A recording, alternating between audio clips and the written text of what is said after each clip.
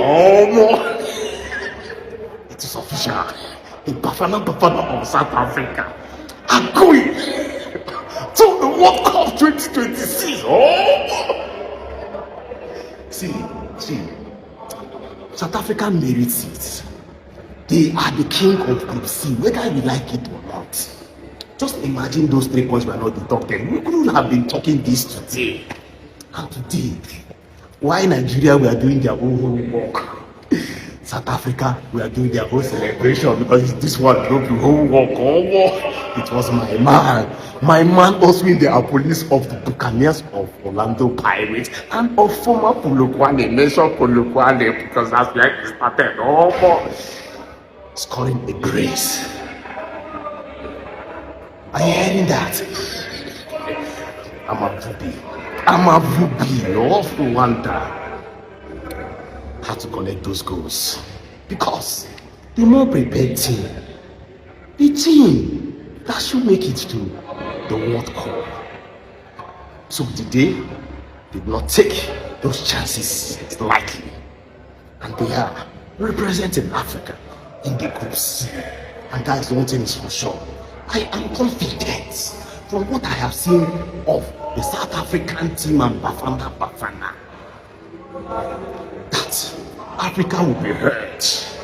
Our voices shall spring in Canada, in Mexico, and the big US. First of all, we have to say massive congratulations to South Africa. I don't know whether to celebrate this win or not. I don't know how to feel. You know, talking about the best second place teams, even if we finish in that best second place teams, the journey long. First of all, there's going to be a semi-final among the 4 teams that will finish in that top 4. Then after that semi-final, there will be a final. Then the team that finishes first, that is the team that wins the final, will now go and play another competition against, other continents. So the journey long. That journey long where. The only good thing is that we have clearly seen that when these boys want to play football, they will play their best. Tonight, they had a job, and you could clearly see the desire, the passion. You could clearly see that they wanted to win, and they won. Now, my question is, why didn't you do this against Zimbabwe? Why didn't you do this against Lesotho at home? Why couldn't you do this against South Africa?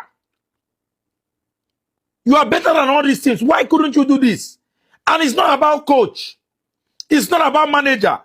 It's about the desire of the players. Because tell me today, right, there was nothing about tactics or, planning. It's just players wanting to play. Victor Osimhen leading the team. Look at the goals that he scored. Put the ball in the box. Put that ball in the box. Osimhen will bang goals for you. We have been shouting and be crying for this. Send the balls into the box. Send the balls to him. Osimhen go bang goals for you. He's one of the best strikers in the world. You can clearly see it there. Hat-trick tonight. Very, very proud of what the team has done tonight. And this should be the template going into the AFCON. We have seen that you can play. Niger boys, Super Eagles, we don't see say una sabi play ball. So when you go to the AFCON, don't be shy. Play to your strengths.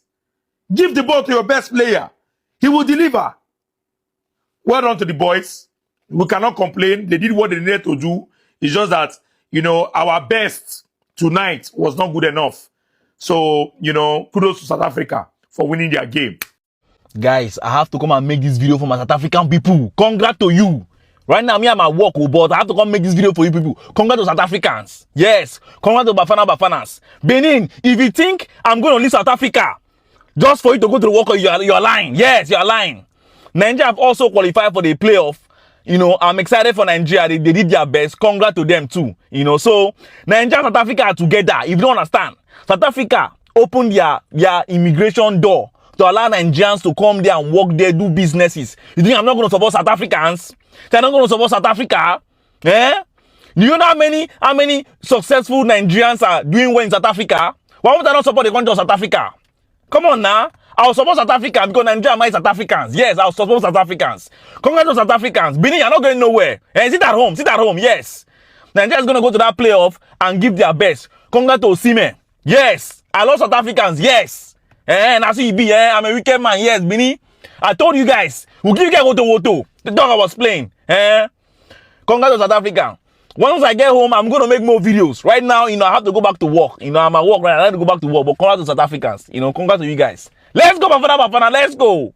After 16 years, Bafana Bafana have finally done it. South Africa have qualified for the World Cup for the first time since 2010 when they organized it. And listen, we all remember, don't lie, we all remember the vibes during the 2010 World Cup. I mean, I wasn't there physically, but I could feel the vibes through the TV.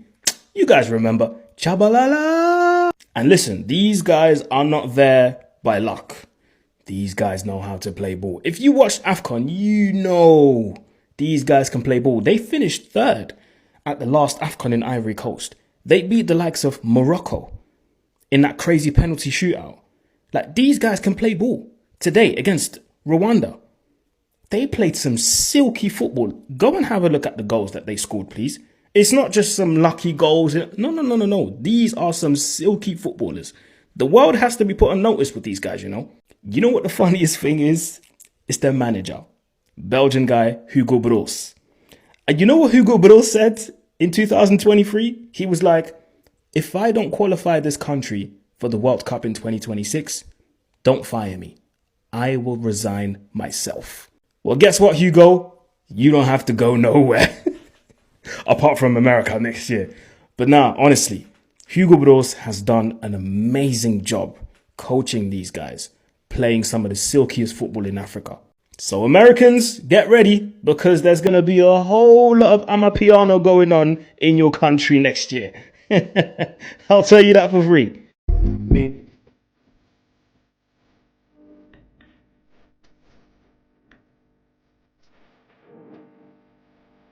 The childhood nostalgia is mental right now because Bafana Bafana are back in the World Cup. South Africa beat Rwanda 1-0 to book their place in the 2026 World Cup, their first World Cup appearance since hosting the tournament back in 2010. I'm absolutely buzzing to see this guy ball out at the World Cup. And do you want to know what makes this crazier? Just a few weeks ago, their World Cup dreams laid in tatters after they were deducted 3 points in their qualifying group for fielding an ineligible player. Doesn't matter anymore, does it? They bloody made it. And this group was absolutely nuts as well. South Africa ended up topping it, but you've got to feel for Benin over there, who have finished third. The last few game weeks, they've been in the top 2, and they've crashed out on the final day. They were so close to qualifying. They went into today just needing anything against Nigeria to get into the top 2, and they ended up getting spanked 4-0 as Nigeria ended up taking the playoff spot. What a mental group, but I'll tell you what, I am so glad South Africa are back in the World Cup. I am buzzing for the nation. It's bringing back a lot of childhood memories. Hopefully, you boys have a good tournament. Yeah, what are your thoughts, guys? We did it. We have qualified for the World Cup for the first time since 2002. I know we were hosts in 2010 and we were there, but it's been 23 years since the last time we qualified by ourselves. What a win. We could have made this a lot easier for ourselves in earlier games, but you know what? We did it. We got there. Shout out and thanks to Victor Osimhen. He did the things for Nigeria. We needed Nigeria to get the win and he came in clutch for them. 3 points for them helps us become top of the table and qualify for the World Cup. Oh, I can already hear it in America. They're gonna be like, and here we have Bafana Bafana. I don't know how they're gonna say it, Bafana Bafana, but it's just not gonna be right. I can already tell. I don't care. We're gonna be there. What did you guys think of the game? This was crazy. So many things could have happened. Benin were top before these games. Nigeria still had an opportunity to become top, but it is us, South Africa, who will be there, top of the table and qualifying for the World Cup. I am so happy. I'm so proud. Shout out to the boys. Well done. You deserve it. Even with the 3-point deduction, we finished top. Incredible stuff. And super proud of Wifey. She was on Social Corner on Super Sport for this game. Shout out to her for being a part of that. That's why we're not together. But I know she's equally as happy and equally as proud. Let's go, boys. Bafana Bafana. Oh, whoa, Mo. It is official. The Bafana Bafana of South Africa are going to the 2026 World Cup. Those were the words echoing across social media after South Africa officially booked their place for the next World Cup. From TikTok to YouTube to X, people all over Africa and beyond couldn't hold their excitement. Some were celebrating, others were emotional, and a few were just stunned. After 16 long years, the boys in green and gold are back on the biggest football stage in the world, and honestly, it's about time. Let's start with this. South Africa's qualification isn't just another football story, it's a comeback story. The last time Bafana Bafana were at the World Cup was in 2010, when they hosted it. Remember that? The vuvuzelas, the color, the energy, the iconic Shakira song, and Sifiwe Tshabalala's thunderbolt goal that shook the entire continent. Since then, South Africa has struggled to reach that global stage again, but this time, under Hugo Broos, things have changed drastically. The team has become more confident, disciplined, and creative with the ball. Online, people couldn't contain their joy. One excited fan shouted, "See, see! South Africa merits it. They are the king of privacy, whether we like it or not." Another one added, "Just imagine if they didn't get those 3 points earlier, we wouldn't be talking about this today." You could feel that energy through the screen. There was this sense that everyone understood how hard South Africa worked for this. But what makes this celebration even more interesting is how it united Africans across borders. Nigerians, Ghanaians, Rwandans, and others were also celebrating. Some Nigerian fans were even recording videos saying, "South Africa, we are doing our own celebration because this one wrote the whole work." Others were playfully teasing each other, saying, "Benin, you are not going anywhere. Sit at home, sit at home." One Nigerian man, while literally at work, recorded himself just to say, "Congrats to the South Africans. You think I won't support South Africa? I was supposed to be South African." Now let's talk about why this means so much. For many South Africans, qualifying for the World Cup after so long symbolizes growth, patience, and national pride. Football isn't just a sport here. It's part of the culture, a language that connects people from Soweto to Cape Town. The players have matured over the years. If you've watched them lately, you'll notice their composure, their teamwork, and their hunger. In fact, many people still talk about how impressive they were during AFCON in Ivory Coast earlier this year. They finished third, defeating Morocco in a dramatic penalty shootout and earning respect across Africa. It's not just about the results, it's the way they play. The passing, the movement, the calmness. You can see the difference. Their manager, Hugo Broos, deserves massive credit. He took over a struggling team and built a system that emphasizes discipline, unity, and self-belief. Remember when Broos once said in 2023, "If I don't qualify this country for the World Cup, don't fire me. I'll resign myself." Well, now he doesn't have to resign. Instead, he'll be flying to Canada, Mexico, and the USA with his squad. But let's take a step back for a second and look at this from a broader African perspective. This moment isn't just about South Africa.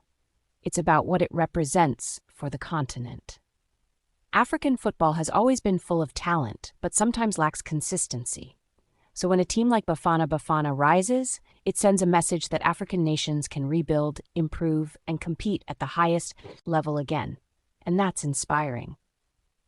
Now, on the flip side, there were also mixed feelings online, especially from Nigerian fans. Some people were proud of their own team for qualifying for the playoffs, but there was also frustration. One fan said, "Why didn't you do this against Zimbabwe?